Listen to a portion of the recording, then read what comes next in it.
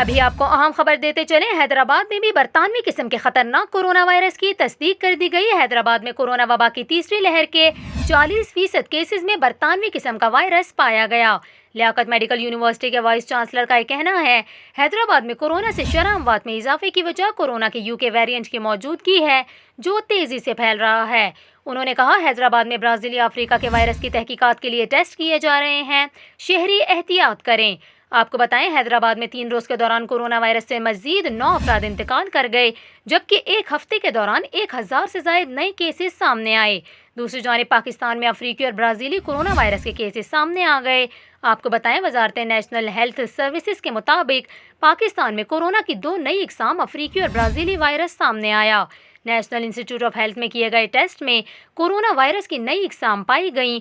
افریقی اور برازیلی کورونا کی کانٹیکٹ ٹریسنگ شروع کر دی گئی۔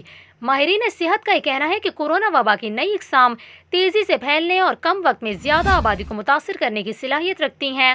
ایسی صورتحال میں ویکسینیشن اور احتیاطی تدابیر ہی بڑے نقصان سے بچا سکتی ہیں۔